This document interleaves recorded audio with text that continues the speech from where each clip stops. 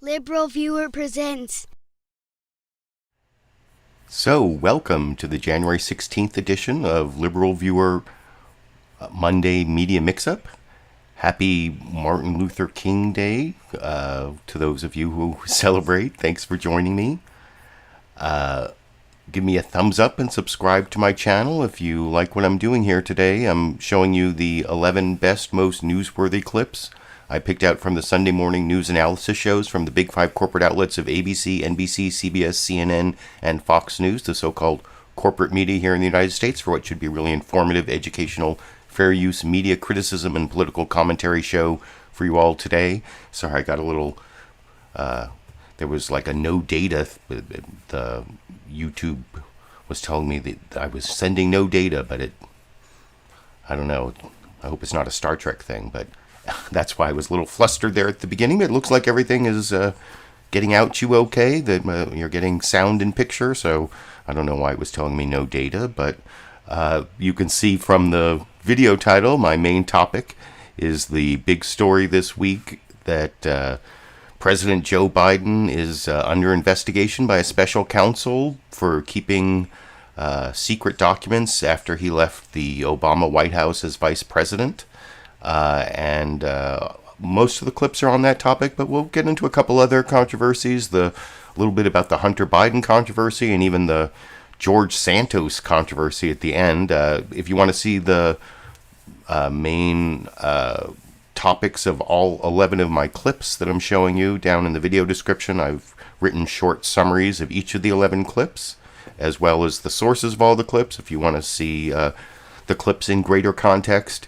But like I said, the main topic is about Biden's secret documents, secret document retention after leaving the White House from the Obama administration, and that's also the topic of my political comedy clip, which I took from Fox News, America's Newsroom this morning.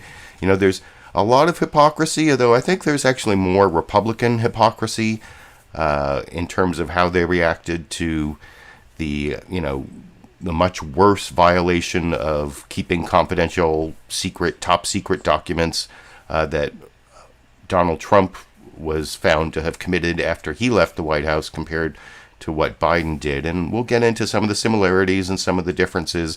But in terms of the hypocrisy, it seems like a lot of people kind of like, they don't care when there's wrongdoing by people in their party, but then when it's someone else, they all of a sudden are very upset. I think I'm going to show you some Democrats who aren't responding that way, Republicans who are trying to pretend they're not. But one of my, this is the political comedy I picked out, was from Senator Tim Scott.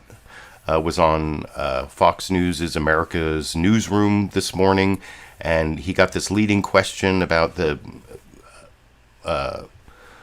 difference treatment between Trump and Biden. Here you'll see Dana Perino, one of the hosts of the program, asking Senator Tim Scott about this clip from former Republican member of Congress, Trey Gowdy, kind of about the differences between the Trump and Biden investigations.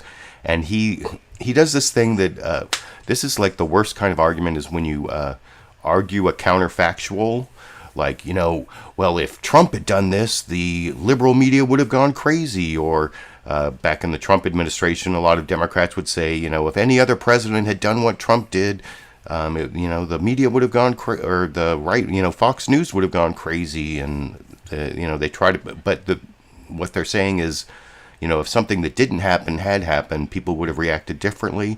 But it kind of backfires on him because his counterfactual is actually a factual, which is why I thought this was kind of funny. Even Dana Perino couldn't quite let him get away with it, although she's pretty mild in her cross-examination at the end of the political comedy clip I will talk about with you a little more after we watch it together over here. You know well, Trey Gowdy, now used to be a colleague of yours, now a colleague of ours, yes. Talked about this last night from a federal prosecutor level, just applying logic to the situation. Listen here.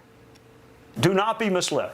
The media wants to focus on the differences and ignore the glaring similarity. The question is whether those differences matter, legally or factually.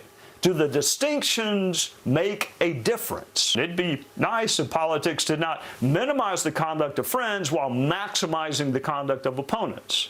Let me get your thought there, and whether you do think, any reaction to Fox being told by the White House that there are no visitor logs at the private residence in Wilmington at the Biden's home.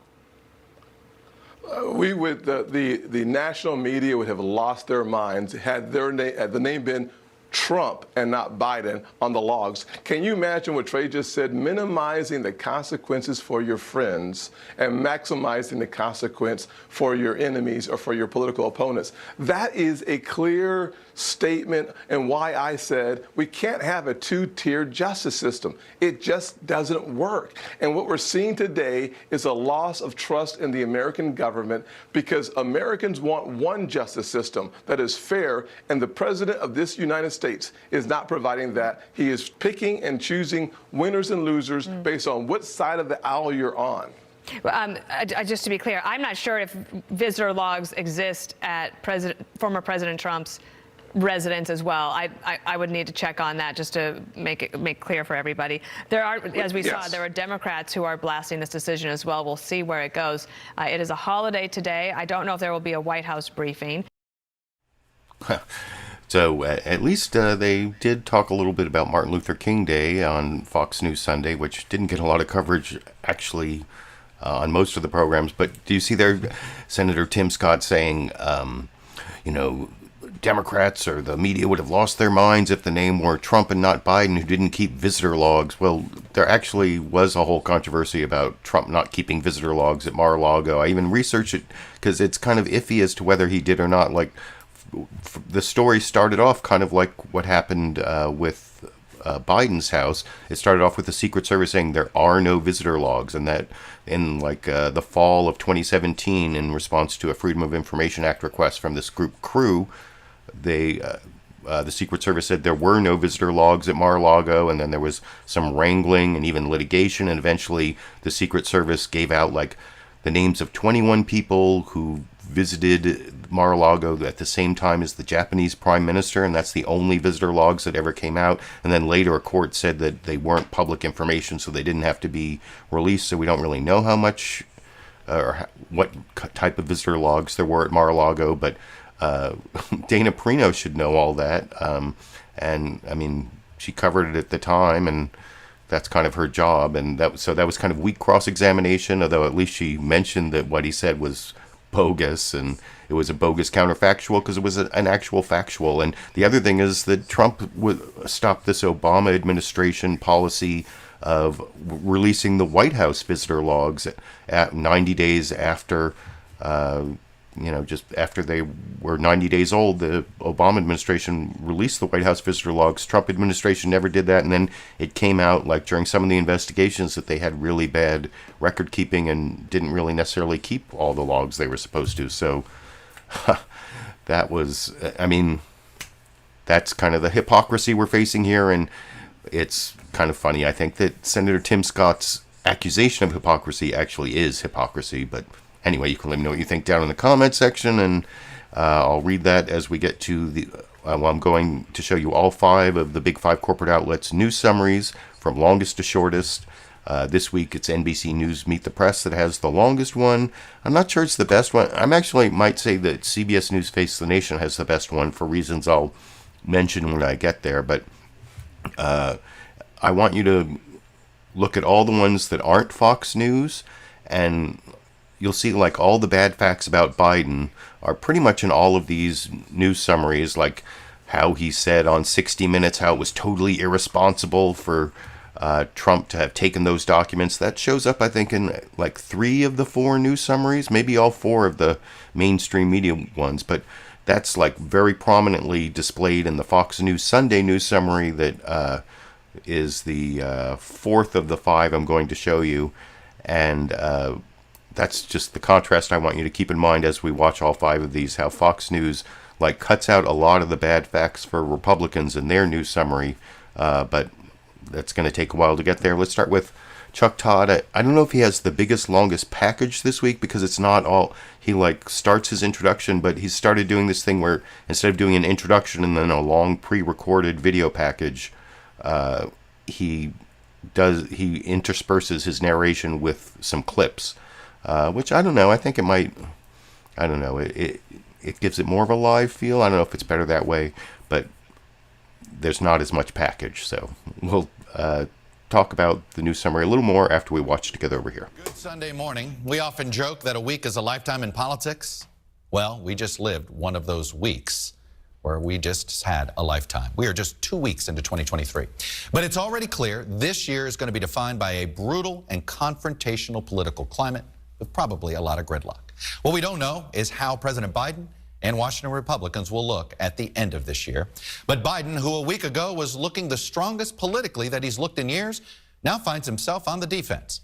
And congressional Republicans, who seemed likely to try to overreach, as Republicans did after the 1994 and 2010 elections, as well as their chaos in finding a speaker, have now been delivered a political gift. The classified documents discovered at Biden's private office in Washington on November 2nd, just 6 days before the midterm elections, only became public Monday because of mainstream news reports. And there's been a cascade of revelations ever since. Thursday, the White House acknowledged that more classified documents had been found in a garage at Biden's home in Wilmington, as well as in an adjacent room.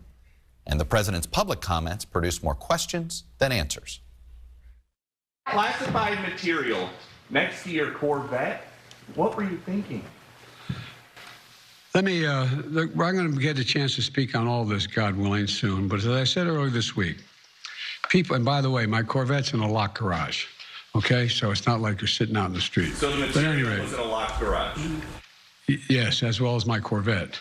But as I said earlier this week, people know I take classified documents and classified material seriously. Then on Saturday, President Biden's personal attorney released a revised timeline of all the events involving these classified documents. So it begins on November 2nd. That's when the president's personal attorneys discovered some Obama-Biden documents at a private office Biden used after his time as vice president. They informed the National Archives. November 4th, the National Archives Inspector General informs the Justice Department. December 20th, the president's attorneys identified what they call a small number of documents with classified markings in Biden's Wilmington garage. Then this past Wednesday, Biden's attorneys located yet another classified document at the Wilmington residence inside a room adjacent to that garage. Then on Thursday, still more classified material was found in that same room and delivered to the Justice Department.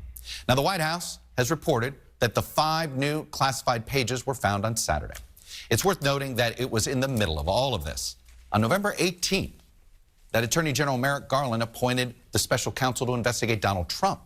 And that's 14 days after the Justice Department was notified by the archives of the found Biden documents. The facts surrounding the Biden and Trump special counsels are significantly different legally.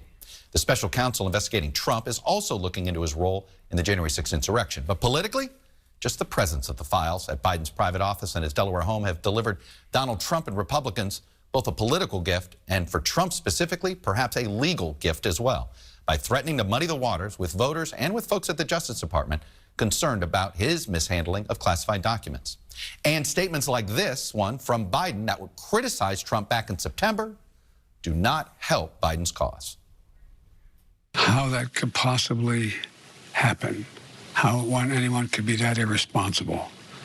And I thought, what data was in there that may compromise sources and methods? By that I mean names of people who helped, or et cetera. And it's just totally irresponsible. Now, it's worth noting there's one giant difference between these two investigations. President Trump actively defied a subpoena, and his lawyer lied on a federal form regarding the return of those classified documents. There was no subpoena in Biden's case. But Biden campaigned and was elected, asking to be held to a higher standard to restore integrity back to the executive branch. These twin special counsel investigations also remind us of just how intertwined Biden and Trump are. Biden wouldn't be president today without Trump's 2016 victory. And Biden's viability as a candidate in 2024 may depend heavily on Trump. Biden's political flaws, his age, his verbal gaffes, his family baggage, all were minimized in 2020 because of the comparison to Donald Trump and his flaws. And it now means the single most powerful person in the 2024 campaign may be the current Attorney General, Merrick Garland. And for the record, here's the public rationale the Attorney General used in appointing each of those two special counsels. Based on recent developments, including the former president's announcement that he is a candidate for president in the next election, and the sitting president's stated intention to be a candidate as well, I have concluded that it is in the public interest to appoint a special counsel. I strongly believe that the normal processes of this department can handle all investigations with integrity. But under the regulations, the extraordinary circumstances here require the appointment of a special counsel for this matter. And joining me now is the former Deputy Attorney General under President Trump, Rod Rosenstein, the newly appointed. And yeah, I don't have a clip of the Rod Rosenstein interview. Instead, I saw Peter Reed in the live comments there saying how Chuck Todd did a reasonable job cross-examining Senator Ron Johnson, and I'm going to have a clip of that, although I think his cross-examination wasn't quite as good as Jake Tapper's cross-examination of Representative James Comer. It was almost like quasi-insults, or it was more like argument rather than using facts. There were other I'll talk about that when I get to the Chuck Todd interview of Senator Ron Johnson clip, which is coming up. But there are a couple other things I want to say about that news summary. A lot of people say that the mainstream media doesn't hold Democrats to account. They're biased and they only give bad information about Republicans, but that is totally not true, and you'll see it in all of the news summaries here from the outlets other than Fox News, which actually does fit that description, just minimizes bad information for Republicans a lot of the time. But you saw there that Chuck Todd reported on the changing stories coming out of the Biden administration, the timeline, and how they kept updating the story, and that's actually one of the worst things politically and overall, the way the Biden administration has handled this controversy. If you look at what the lawyers have been doing, I think the lawyers have done a great job of legally complying with all the things they're supposed to do, telling the National Archives and the Department of Justice about finding these documents, immediately turning them over, so different from what Trump did, as you saw in that news summary, and you'll see in most of these news summaries. Where they've had a problem is with their communications. A lot of times people say, we're not communicating we have the right message, or we have the right policies, we're just not communicating our message right, or whatever. But that's actually the case here, where I think the Biden administration, just their communications on this issue has been really bad. They should have gotten their whole story together, figured out, finished the search and got everything together, and then given, so they didn't have to keep changing the story, like Chuck Todd pointed out in that news summary. As to when they should have revealed this, that's kind of an open question. But you also saw, like I said, most of these news summaries, just like Fox News, show that clip of Biden on 60 Minutes saying it was totally irresponsible of Trump, and now he's kind of embarrassed by that because he did somewhat, he at least put top secret documents in a place where they were not totally secure like they're supposed to be. And there are a lot of differences between what Biden did and what Trump did. You saw that in the news summary as well. And then I also like the way Chuck Todd pointed out in there how Merrick Garland may be the most important person in the upcoming election, because he's in charge of these two special counsels who are investigating the two possible candidates. And the thing about the special counsel statute, it's not like the old independent counsel, like in the Ken Starr days, that actually was possibly unconstitutional, where the Congress would get these judges to appoint a prosecutor independent of the executive branch, and that's why it's a separation of powers problem. That statute expired long ago, and so there are no independent counsels anymore. Now there's a special counsel appointed by the Attorney General who does the investigation, gives a report to the Attorney General, but it's still up to Merrick Garland, the Attorney General, to look at the recommendation and decide what to do. We all remember that from Bill Barr and the Mueller report, how like the Attorney General still has the final say. And so Merrick Garland is really powerful in terms of how both these investigations turn out. Chuck Todd was trying to say at the end there, when he showed Merrick Garland announcing the special counsel, he kind of said, like, Merrick Garland used the same reasoning for appointing a Trump special counsel and a Biden special counsel. But I think that was shown a lot more clearly in this ABC News This Week with George Stephanopoulos news summary that shows a lot of the same information. I don't know, arguably in contention for the best news summary, although I think CBS is, for reasons I will get to when I get to the CBS News Face the Nation news summary. But here is Jon Karl, a lot of the same information, but I think he shows how Merrick Garland used the same reasoning for both the Trump and Biden special counsels much more clearly over in this clip. And welcome to This Week. As we come on the air this morning, there are new details emerging about those classified documents found at President Biden's private office and at his residence. For the fourth time, the White House is revealing new details. At first, it was documents found in a locked closet at an office Biden used after he was vice president. Then we learned of documents in the garage at his home in Wilmington. Then a document in another location near the garage. And now, just yesterday, the White House said 5 more documents had been found at President Biden's home. The White House says it is committed to transparency, but the first batch of documents was discovered on November 2nd, just days before the midterm elections, and the public didn't learn of it until this week, and only after reporters started asking questions. On Thursday morning, Attorney General Merrick Garland appointed a special counsel to investigate yet another president, an extraordinary case of deja vu. This week, Garland said almost exactly, virtually word for word, what he said in November when he appointed a special counsel to investigate former President Trump. The extraordinary circumstances here require the appointment of a special counsel for this matter. Such an appointment underscores the department's commitment to both independence and accountability in particularly sensitive matters. The White House has been quick to point out the differences between Biden's handling of all of this and Trump's. The differences are real. They are significant. First, based on what we know now, there were far more documents in Trump's possession than Biden's. And much more significantly, Trump failed to turn over the documents in his possession even after receiving a grand jury subpoena. In fact, when investigators visited his home last June, Trump's lawyer signed a declaration saying that all documents had been turned over. But the search of Mar-a-Lago 2 months later revealed more than 100 more classified documents still in Trump's possession. The Biden administration says they've been cooperative, searching for and immediately turning over documents to federal authorities. Trump was anything but cooperative, although he has claimed, without evidence, that he declassified documents in his possession. But for all the differences, both men had highly sensitive documents in their possession when they left office that should have been turned over.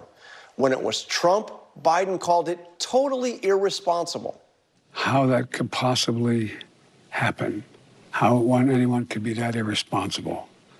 And I thought, what data was in there that may compromise sources and methods? By that I mean names of people who helped, or et cetera. And it's just totally irresponsible. After it was revealed that classified documents were found in the president's garage, Biden downplayed the significance, comparing the security of government secrets with the security of his sports car. And by the way, my Corvette's in a locked garage, okay? So it's not like you're sitting out in the street. But anyway, was in a locked garage. Yes, as well as my Corvette. To say it is unprecedented would be an understatement. 2 presidents who may well be running against each other next year, both facing special counsel investigations. And fairly or not, this week's developments complicate any effort for the Biden Justice Department to prosecute Trump over his handling of classified documents. We're going to cover all the angles this morning. We begin with ABC's Chief Justice correspondent, Pierre Thomas, and Sarah. And if you want to see that legal analysis, they're down in the video description. You can go to the source of all of my clips, including the link to ABC's This Week with George Stephanopoulos. I thought that was a good news summary. You saw a lot of the same facts. Like I said, mainstream media outlets showing a lot of bad facts for Biden, the changing story along the timeline. Like I said, also, I think Jon Karl and that news summary, the way they juxtaposed the two Merrick Garland statements, I really like that. I thought that was better than the way Chuck Todd did it. The next news summary, now this is the best news summary, I think, because it includes Adriana Diaz. And, you know, you can question whether, you know, this came up like in the week before the midterm elections, that the Biden administration first found out that they had these secret documents that from the Obama administration that they shouldn't have had, and they didn't disclose it before the midterm elections. And in fact, they never really disclosed it at all. It actually came out through leaks to the press, or, well, the work of one of the mainstream media outlets that supposedly is liberally biased. No, CBS broke this story, and the reporter Adriana Diaz, who is on Face the Nation, and that's why this is the best news summary. It's pretty much the same information that you saw in the last two news summaries, but they have Adriana Diaz, the reporter who broke the story, so kudos to her, and that's why this news summary deserves to be the top news summary, because they broke the news that everyone else is talking about, and I'll talk about it a little more with you after we watch it together over here. Good morning, and welcome to Face the Nation. The classified documents controversy facing the White House grew yet again this weekend, with the news that 5 more classified pages were found on Thursday. The investigation began back in November when Attorney General Merrick Garland assigned Chicago U.S. Attorney John Lausch to look into the discovery of documents that included some top-secret information in a D.C. office once used by Mr. Biden. Although that discovery was 6 days before the midterm elections, the first time the public heard about it was last Monday, when the White House responded to inquiries from CBS News. CBS News correspondent and Weekend News Saturday anchor Adriana Diaz broke this story, and she is back in Chicago with the latest. Adriana? Good morning, Margaret. We now know of roughly 20 classified records recovered from where they should not have been. An office at a Washington think tank where Mr. Biden spent time after he was vice president, Mr. Biden's garage in Wilmington, and in a room next to that garage. That's where the latest 5 pages were discovered Thursday evening, extending what's become a complicated saga. The latest discovery of classified material came just hours after the Attorney General, citing extraordinary circumstances, announced the appointment of Special Counsel Robert Hur. This morning, President Biden's personal counsel called Mr. Lausch and stated that an additional document bearing classification markings was identified at the president's personal residence in Wilmington, Delaware. Thursday evening, Special Counsel to the President, Richard Sauber, who says he was selected to turn over that additional document because he has security clearance, said he went to the House along with DOJ officials. While I was transferring it, he said in a statement Saturday, 5 additional pages with classified markings were discovered.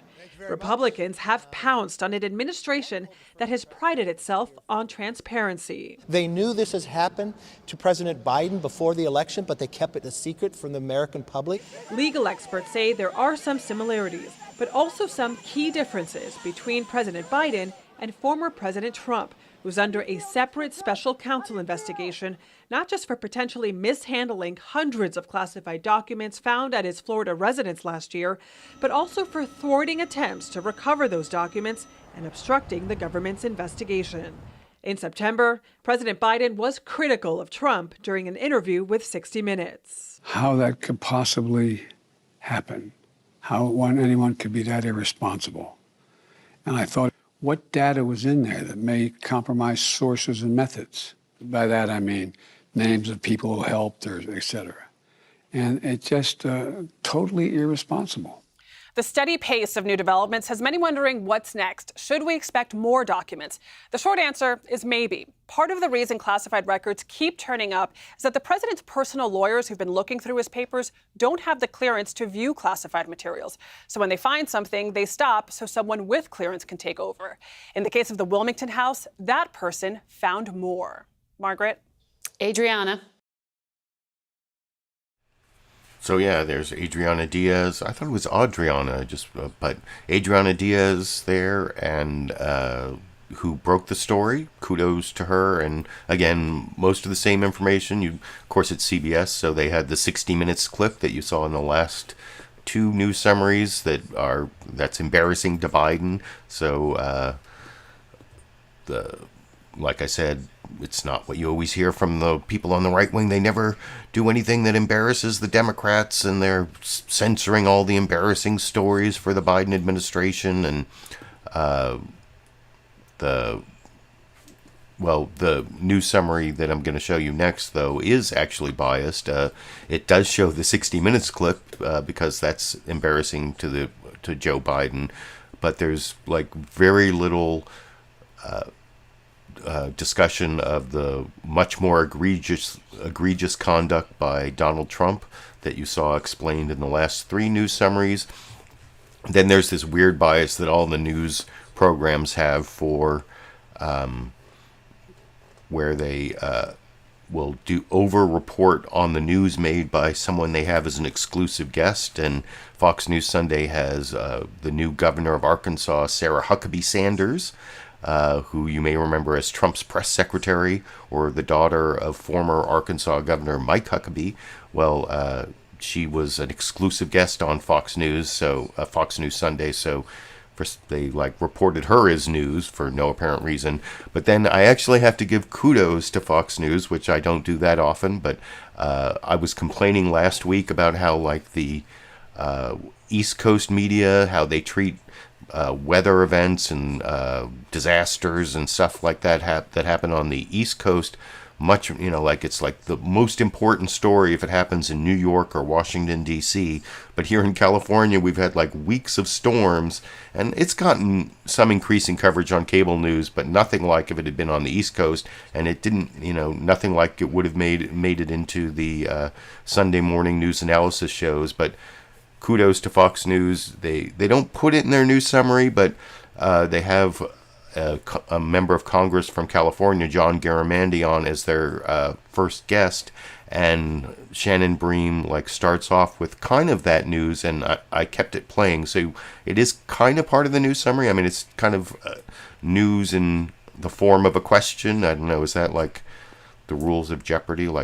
Put your news in the form of a question. That's what they did on Fox News Sunday yesterday, and the rest of it is kind of bogus, but the end part is better than you saw. At least somebody reported on it, and I'll talk about it a little more after we watch it together over here. Hello from Fox News in Washington. On this weekend, we remember the legacy of Dr. Martin Luther King Jr. The current and former presidents who may face off again in 2024 are both facing investigations for their handling of classified documents. And now the White House says President Biden's lawyers found more of them at his home in Wilmington, Delaware in recent days. The revelation comes after the president repeatedly criticized former President Trump when classified materials were found at Mar-a-Lago. When you saw the photograph of the top secret documents laid out on the floor at Mar-a-Lago, what did you think to yourself, looking at that image? How that could possibly happen, how anyone could be that irresponsible. Just totally irresponsible. The twin investigations come as Republicans take power in the House this month. Also this month, governors across the country are taking the oath of office. That includes Sarah Huckabee Sanders, sworn in newly as Arkansas's governor.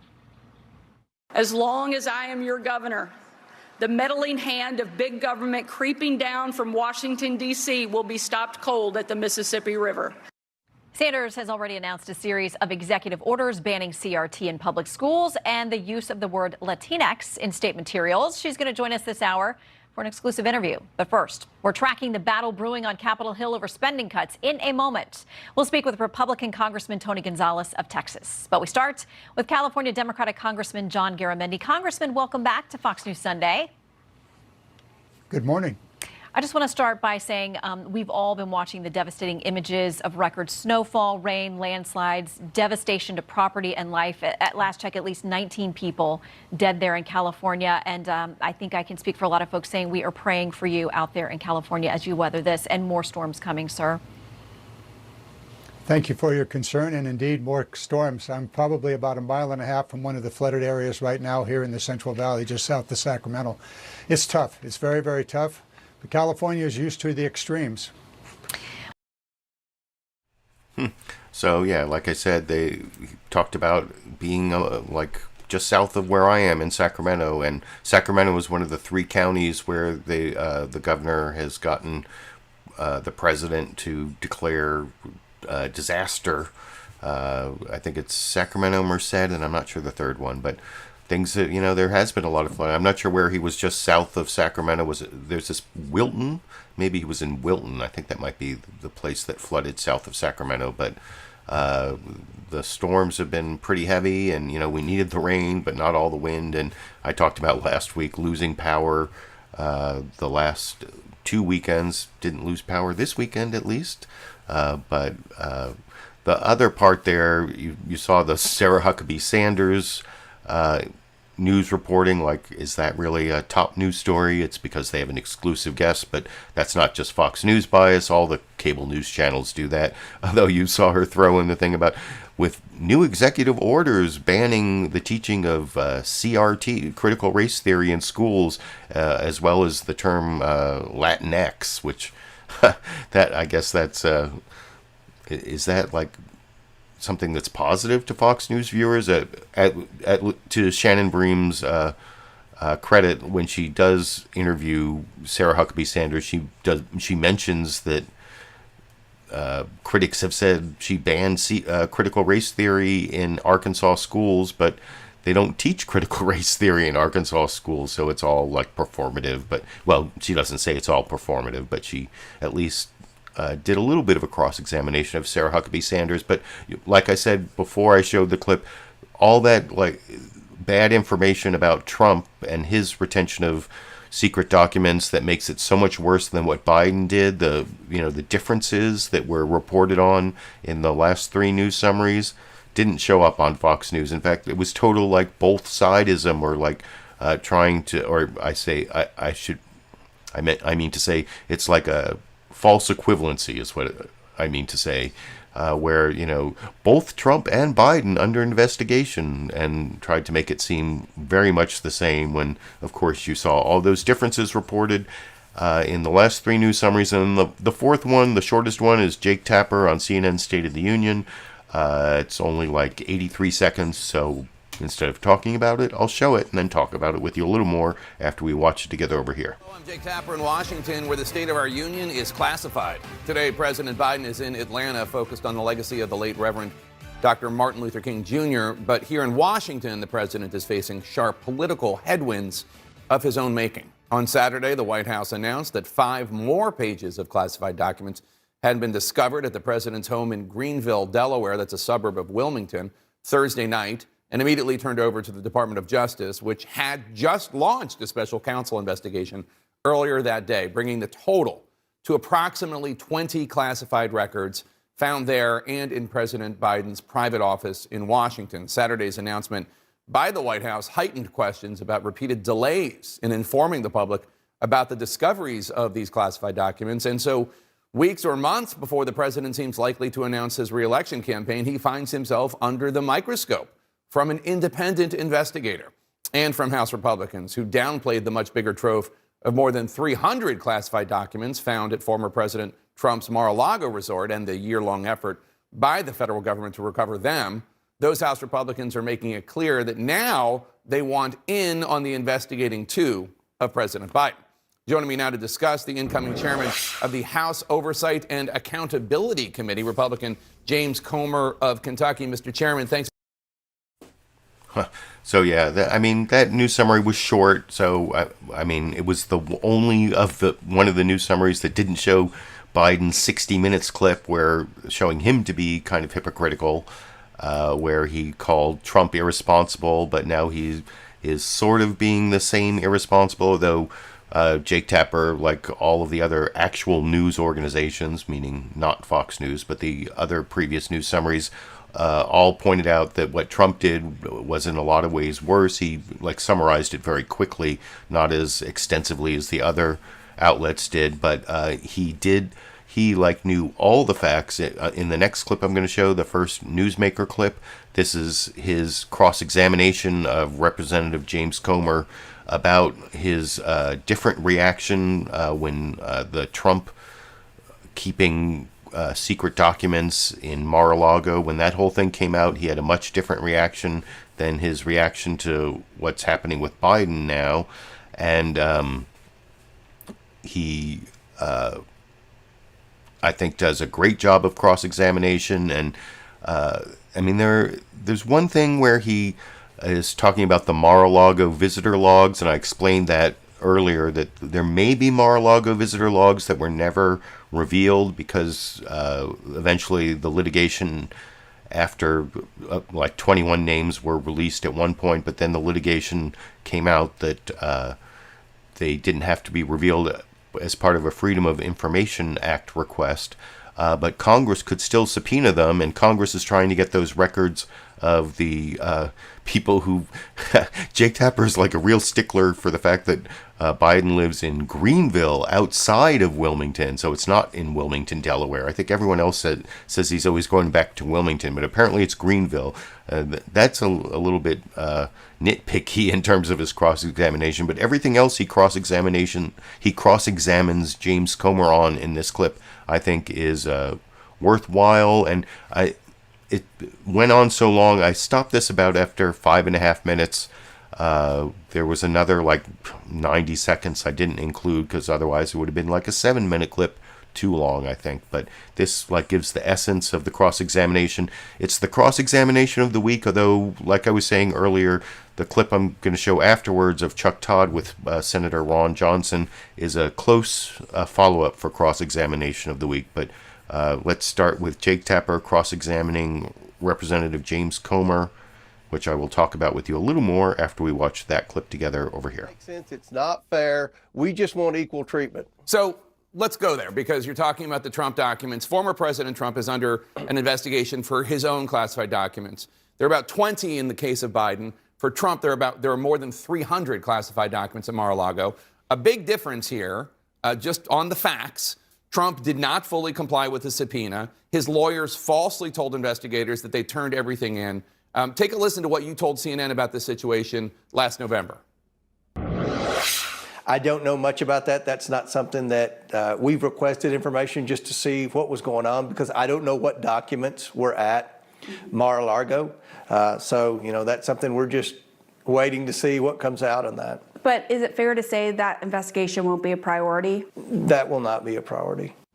So what do you say to viewers who don't understand why President Biden's documents seem like a big priority for you, but President Trump, who took hundreds more documents, did not comply with the subpoena, did not reach out to the National Archives or the Justice Department to say, hey, we found these documents?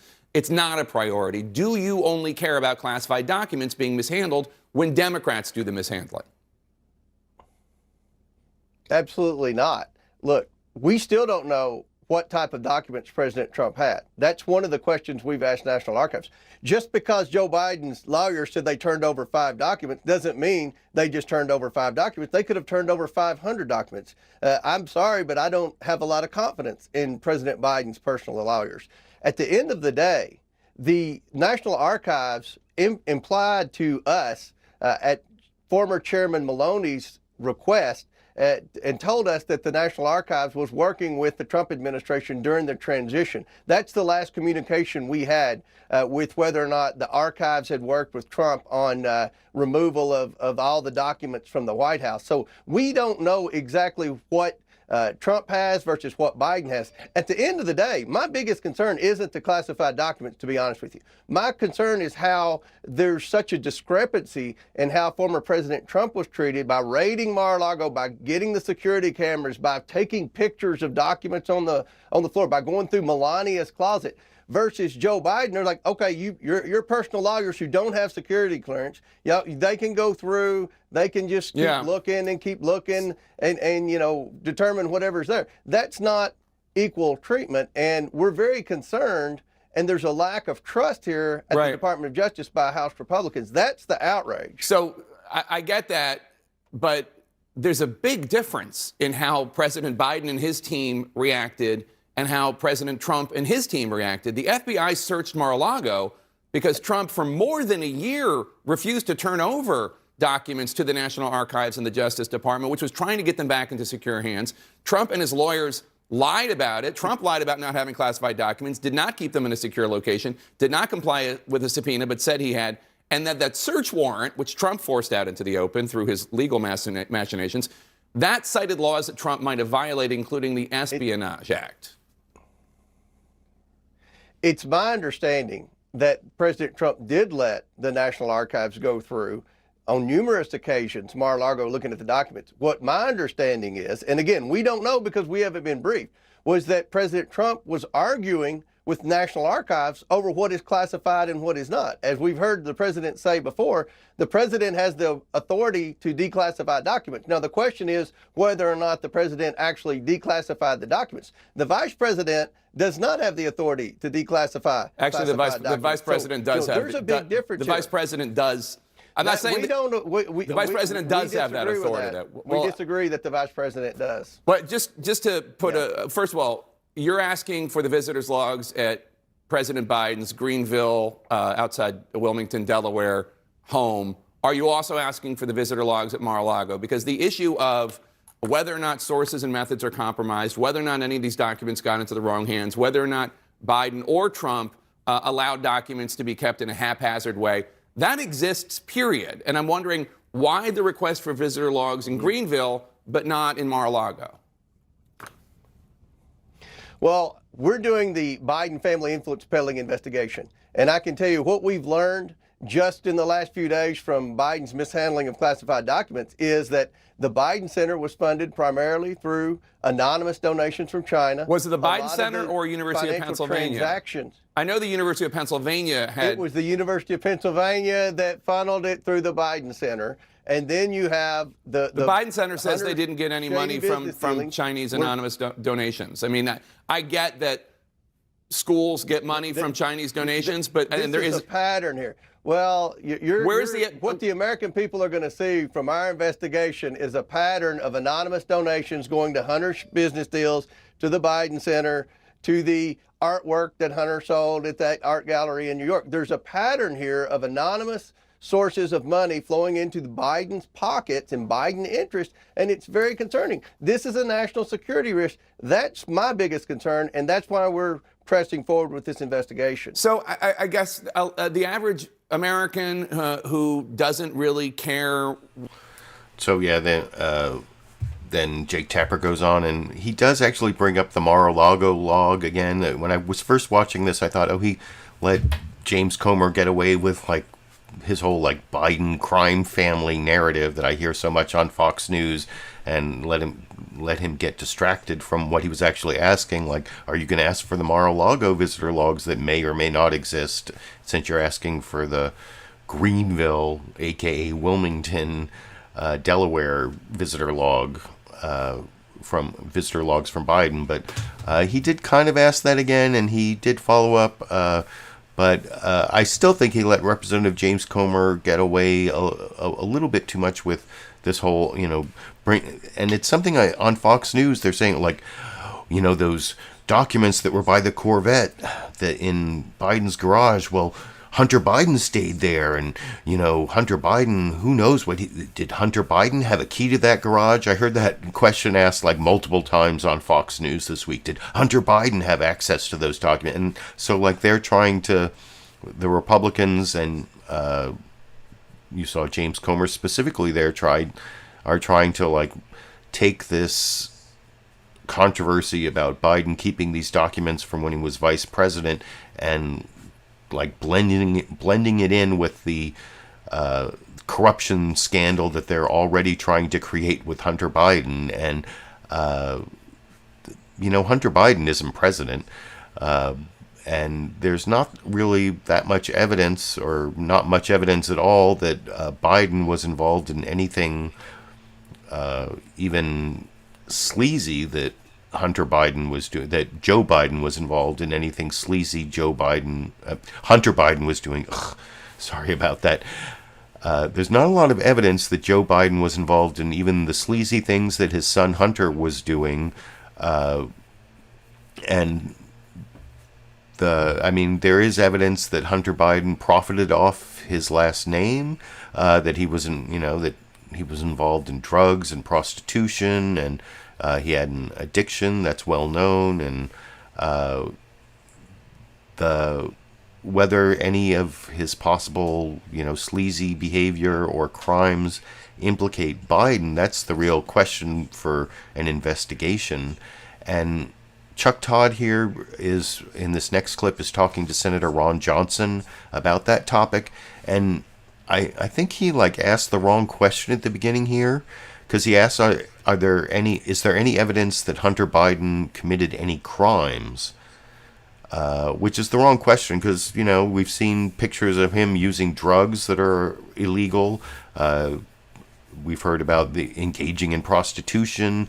The big things I hear on Fox News all the time, that Ron Johnson, I've often said Senator Ron Johnson may be one of the stupidest senators, one of the stupidest people in the Senate, although there are a couple other contenders for that. But Ron Johnson here doesn't even know the important things that they are always talking about on Fox News, or the crimes he's most likely guilty of, which are that he got a gun permit, lied on a gun permit, or a request to buy a gun where he said he wasn't a drug addict, and he may have some tax evasion charges. Those are the two things that are being investigated by this U.S. attorney in Delaware who was appointed by Trump and Biden let stay on to investigate Hunter Biden. So it's not a special counsel, but it's a prosecutor who was appointed by Trump still investigating Hunter Biden. Whether he's going to be charged with any crimes, I don't know, but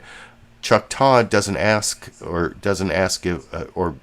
if there are any crimes that Hunter Biden, could be charged with, which there are. But what he should have asked is, are there any crimes that Joe Biden is involved with? And from his follow-ups, it seems like that's the question he thinks he asked. Do you have any evidence that Biden is involved with any criminal activity that Hunter Biden may or may not be responsible for? Because anyway, I think I've already pre-criticized this clip enough. But except for one thing, I said that the Jake Tapper clip was the cross-examination of the week because he did a really strong factual cross-examination. He listened to all the stuff that James Comer was saying and called him on almost everything he said that was false. Chuck Todd, it's more it's a quasi-insult war. It's not the command of the facts he's using to cross-examine, and I'll talk about that a little more after we watch Chuck Todd's cross-examination of Senator Ron Johnson of Wisconsin yesterday together over here. Do you have a crime that you think Hunter Biden committed? Because I've yet to see anybody explain it is not a crime to make money off your last name. So, Chuck, you ought to read the Marco Polo report, where they detail all kinds of potential crimes. Senator Grass and I certainly let me just stop you there. Potential. Potential is innuendo. About $30,000. That's why you do investigation. I mean, Chuck, is it a crime to be soliciting and purchasing prostitution in potentially European sex trafficking operations? Is that a crime? Because Chuck Grass and I laid out about $30,000 paid by Hunter Biden to those types of individuals over December 2018, 2019, about $30,000. This is about the same time that President Biden offered to pay about $100,000 of Hunter Biden's bills. I mean, again, that's just some information. I don't know exactly. Here's what I don't get. All right, Senator. It doesn't really look on the. It sounds sleazy, as you know. I'll take your word that you're ethically bothered by Hunter Biden. I'm curious, though. You seem to have a pattern. Are you not? I seem to have a pattern. I'm a journalist. I have to deal in facts. Are you not? I deal in facts. It says, Senator, my question to you is, I'm always worried. I have skepticism of both parties. I sit here with skepticism of a lot of people's work. And I'm curious, were you at all concerned? Your Senate Democrats want to investigate Jared Kushner's loan from the Qatari government when he was working in the government negotiating many things in the Middle East. Are you not as concerned about? Are you not concerned about that? And I say that because it seems to me if you're concerned about what Hunter Biden did, you should be equally outraged about what Jared Kushner did. I'm concerned about getting the truth. I don't target individuals. You don't? You're targeting Hunter Biden multiple times on this show, Senator. You're targeting an individual. Chuck, my concern, Chuck. Part of the problem, and this is pretty obvious to anybody watching this, is you don't invite me on to interview me. You invite me on to argue with me. I'm just trying to lay out the facts that certainly Senator Grassley and I uncovered. They were suppressed. They were censored. They interfered in the 2020 election. Conservatives understand that. Unfortunately, liberals in the media don't. And that's part of the things that, part of the reasons our politics are inflamed is we do not have an unbiased media. We don't. It's unfortunate. I'm all for a free press. It needs to be more unbiased. Senator, there's misinformation on both sides, but the censorship and suppression look, we're trying to do issues here in from facts. The left. Partisan cable. Look, you can go back on your partisan cable cocoon and talk about media bias all you want. I understand it's part of your identity. Let me move to what happened in Brazil. And I want to play something that former Vice President Mike Pence said. Oh, so yeah, you saw there, I think, what I told you were going to see before I showed the clip, that there was, some insults there. Ron Johnson insulted Chuck Todd about, just arguing with me, you're not interviewing me. And then Chuck Todd, your conservative media cocoon, it's part of your identity and all of that. But there weren't a lot of facts there. I mean, he did bring up the Jared Kushner thing, which, that's an important thing to bring up. But what about Trump's daughter getting the patents in China? Didn't bring that up. Could have brought that up. And not as good as the Jake Tapper cross-examination of James Comer. In my opinion, you can let me know what you think in the comment section if you disagree. And I've shown you two different Republicans being shown up for their hypocrisy. First, James Comer on his different reaction to the Trump retention of secret documents versus Biden, and then Ron Johnson, his hypocrisy on Hunter Biden versus Jared Kushner or whatever. And the next two clips, I think, are two Democrats not being hypocritical when it comes to the investigation of Biden versus Trump. First, I'm going to show you John Garamendi over on Fox News Sunday. This is right after talking about the storms in California. I think the beginning of this clip is the very end of some video of flooding. But one thing I thought was kind of amusing about this, the two things that Shannon Bream uses to question John Garamendi are like two pieces of Republican hypocrisy. Well, one thing is, the first one isn't hypocrisy. Senator Lindsey Graham made this, if you put them together, it's especially amusing, I think, because Lindsey Graham first has a quote about, it's like the but her emails. Remember the whole but her emails from Hillary Clinton, that, Hillary Clinton lost the election because of her emails or whatever, the investigation into her emails. And the Biden secret document scandal or controversy or whatever isn't enough for Republicans. They have to, again, bring up the Hillary Clinton email thing, as that's what really is the two-tiered or the two systems of justice thing, which is kind of ridiculous because there are like two systems of justice, but it's not Democrat and Republican. It's like rich white people and poor people of color. Those are basically the two systems of justice that we have in America. But Lindsey Graham is saying it's, but her emails, the Democrats, and then it's added together with this quote from Kevin McCarthy about how, and this wasn't revealed before the election like it should have been, which may or may not be true on, that the Biden document retention thing should have been revealed before the midterms. But that's the craziest thing about the whole but her emails argument in regards to Trump, is because you have to remember, before the 2016 election, both Hillary Clinton and Donald Trump were under investigation by the FBI.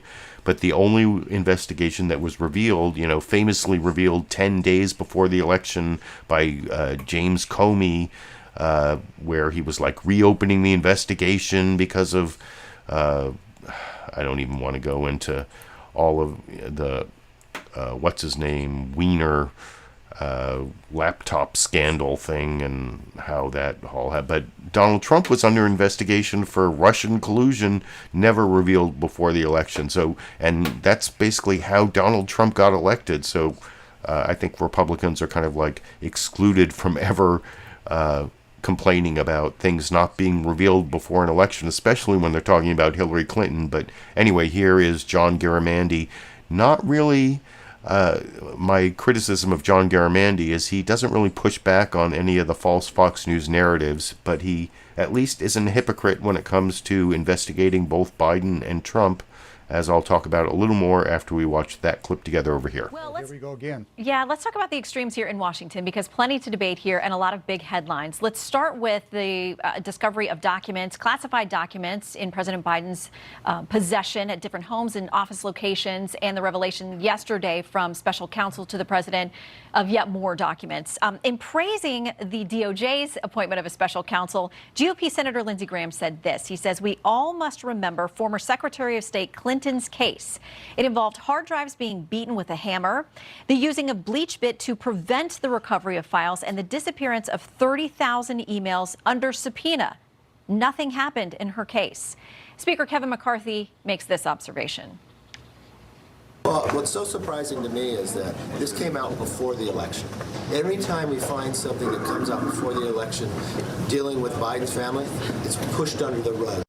So, Congressman, do you get why so many Americans at least have the perception that the Justice Department does not treat all Americans equally? And what does the department have to do in these cases to reassure Americans?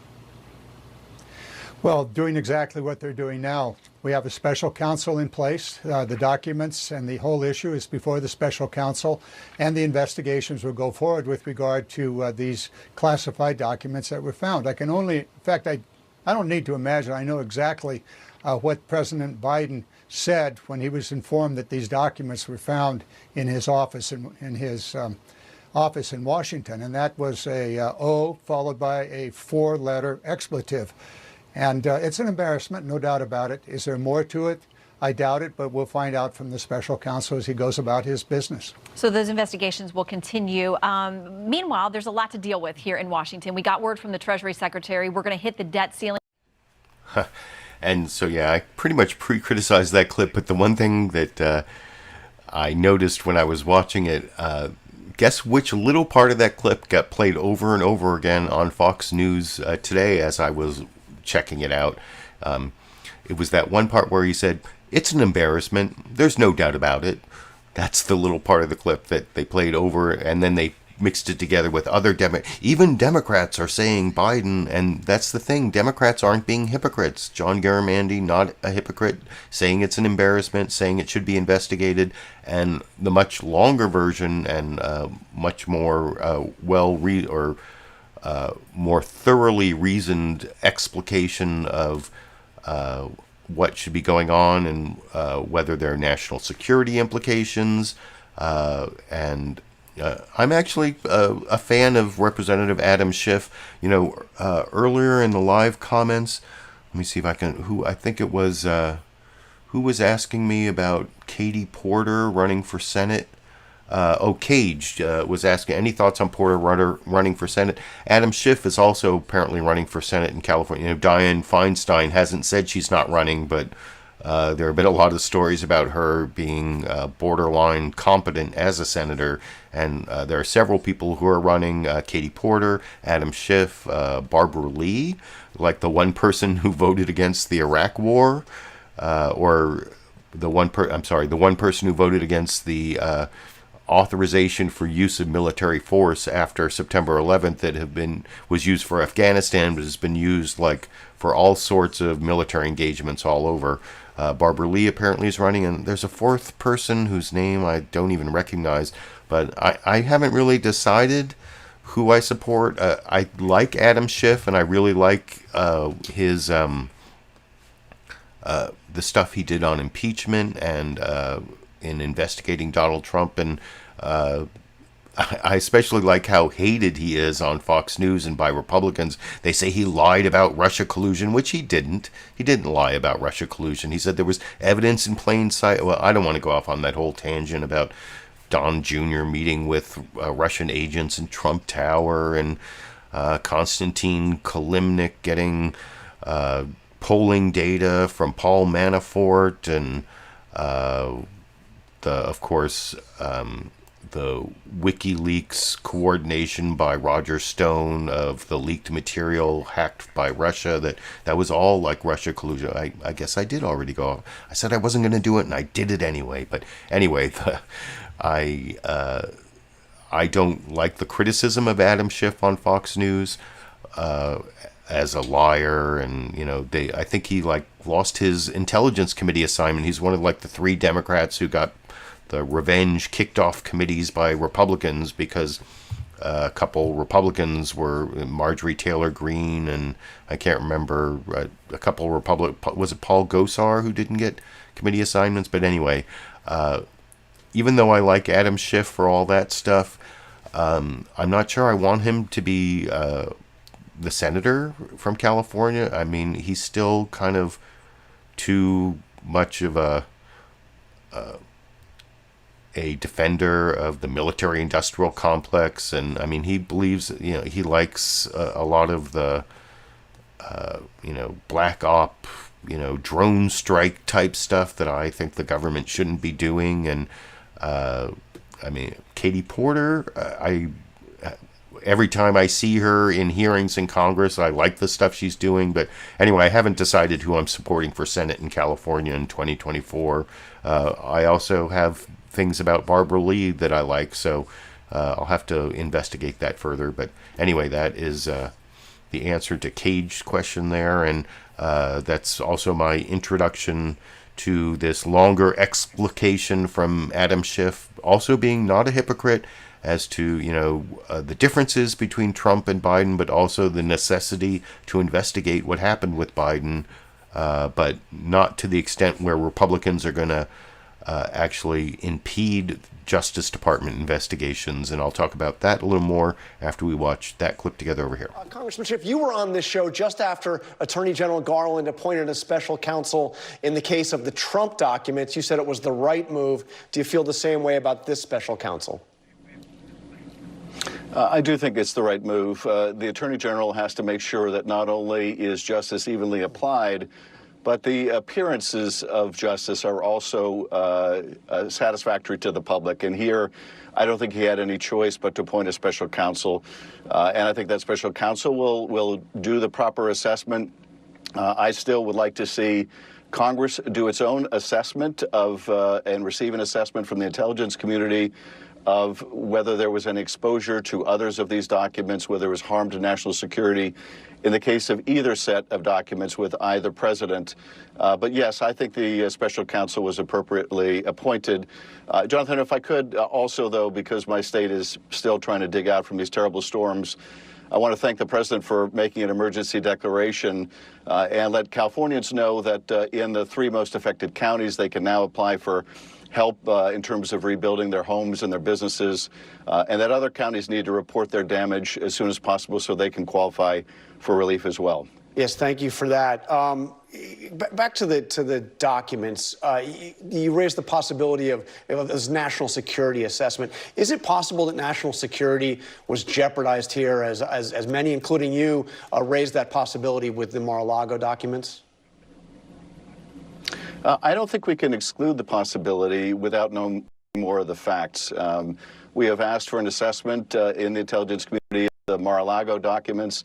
I think we ought to get that same assessment of the documents found in the think tank as well as the home of President Biden. I'd like to know what these documents were. I'd like to know what the IC's assessment is, whether there was any risk of exposure and what the harm would be and whether any mitigation needs to be done. I think that would be appropriate and consistent with what we requested in the case of Mar-a-Lago.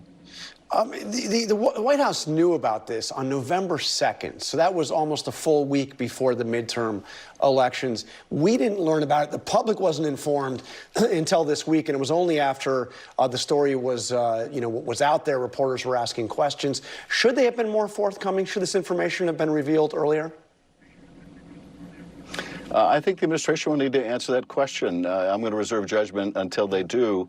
But I think it's important to point out that the Biden approach was very different in the sense that it looks, as far as we can tell, that it was inadvertent that these documents were in these locations. When they were discovered, they were immediately provided to the archives or to the Justice Department. There was no effort to hold on to them, no effort to conceal them, no effort to obstruct the Justice Department's investigation. All of that is a very sharp contrast to Donald Trump's handling of the situation. So as you point out, this is a very different matter. But nonetheless, I think it's appropriate for a special counsel to look into both situations. Republicans are saying they are going to investigate. House Republicans, the Oversight Committee Chairman Comer sent a letter to the White House counsel making a very specific list of requests. He wants to know what the documents were. They want internal communications between the Biden White House and the Penn Center where the documents were first found, a list of all people who worked in that office who would have potentially handled these documents, and a few other requests. These seem on the face of it to be reasonable requests. Should the White House cooperate with the House Oversight Committee on this? Well, those requests are completely hypocritical when you consider what he said about the Mar-a-Lago situation.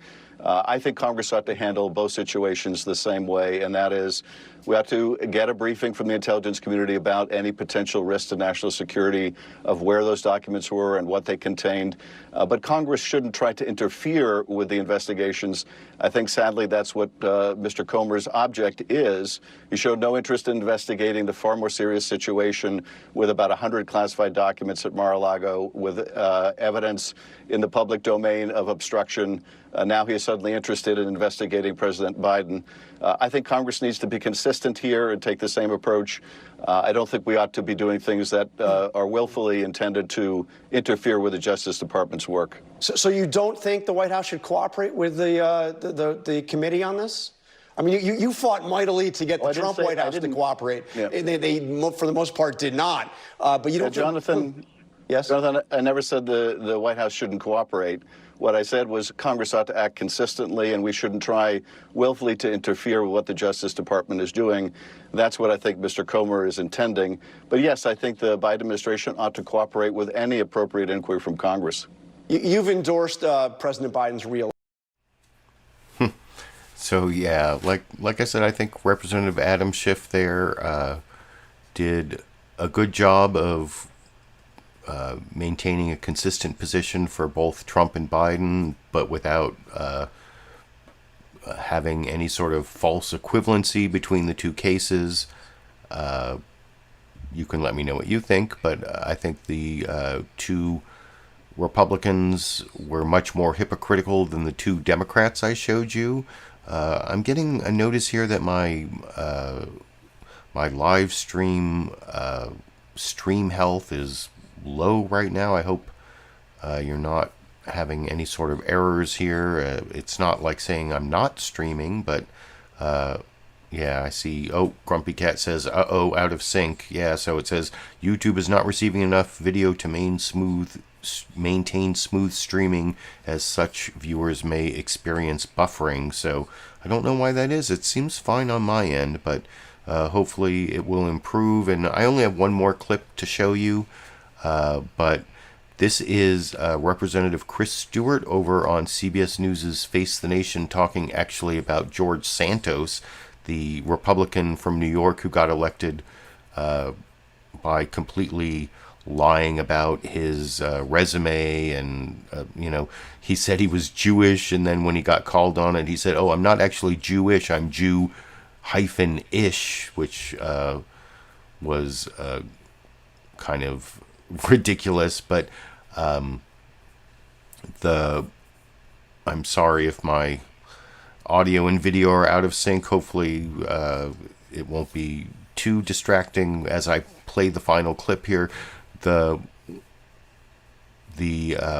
one thing about this that I have a criticism, I guess I'll pre-criticize the clip here, that Margaret Brennan doesn't cross-examine and represent. Oh, the one thing about this clip I wanted to say, that I almost use this as my political comedy clip, because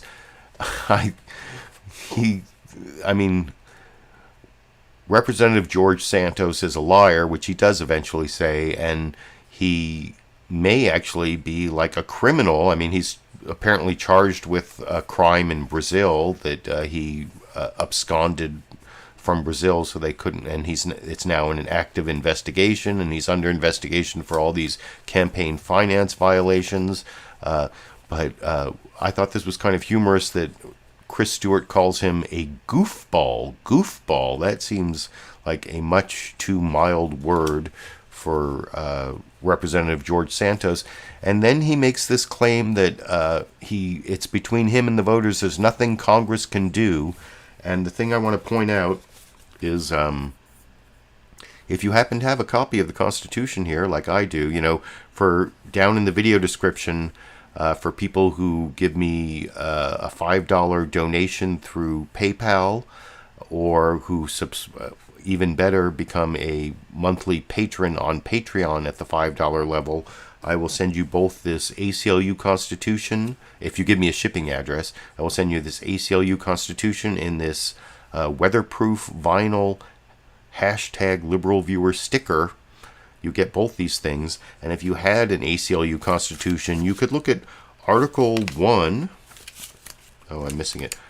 Article 1, Section 5, Clause 2 says, and this is about Congress, each House may determine the rules of its proceedings, punish its members for disorderly behavior, and, this is the important part, with the concurrence of 2/3, expel a member. With 2/3 vote of the House can expel a member. So remember that when Chris Stewart says there's nothing that can be done by Congress in this final clip. I'll talk about with you a little more after we watch it together over here. I want to ask you about George Santos, as you heard me ask your Democratic colleague. Can an elected official who's under that many investigations be trusted as a lawmaker? Should he resign? Well, it's a core question. Look, I don't know Mr. Santos. I've never had a chance to talk with him. As you observe, do you need to talk to him to have an answer to that question? Well, no, I don't, which is, as I was just going to say, as you observe this, it's pretty hard not to conclude he's a bit of a goofball. He clearly lied to his constituents. And to your point as well, it's going to be very, very difficult for him to gain the trust of his colleagues. And I don't know what he's going to do. I mean, the reality is you can't expel a member of Congress. At the end of the day, it really is up to the voters of Nassau County. I can tell you this, if I were in that situation, I don't know how I could continue to serve, and I suppose he needs to ask that same question. We will continue to ask that. Congressman, thank you for your time. So yeah, that was kind of funny that he called him a goofball, but he specifically said you can't expel a member of Congress. But Article 1, Section 5, Clause 2 of the Constitution actually says with a 2/3 vote, you can expel a member of Congress. So I don't know why Margaret Brennan hasn't read the Constitution. I mean, why a member of Congress, Chris Stewart, they should all have read I've read the Constitution. You can have a Constitution for, like I said, I'll send you this one with $5 and a shipping address. Then you can look at Article 1, Section 5, Clause 2 and know that what Chris Stewart said, not true. Anyway, that is the last clip I'm going to show you. That's the end of the show. I hope you appreciated all the time and effort I put into creating this live stream. It takes me like 8 to 10 hours to watch all the shows and pick out the clips and capture the clips and then broadcast at you with my criticisms and commentary. I told you down in the video description there are a bunch of ways that you can support my channel. I got a new YouTube member. There's a button right under the video where you can click join and become a YouTube member of my channel. I saw that right at the beginning or right before the program started, I got a new member.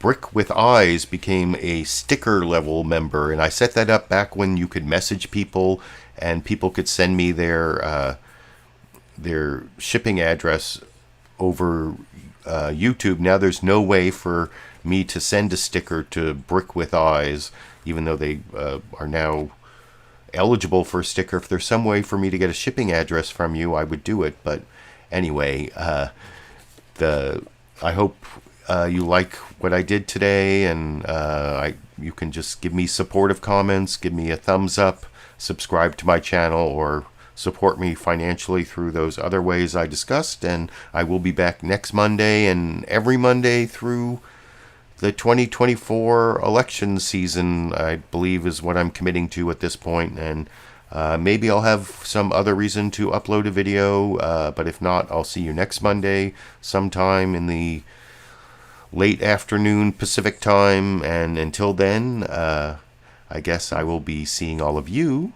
around the internet.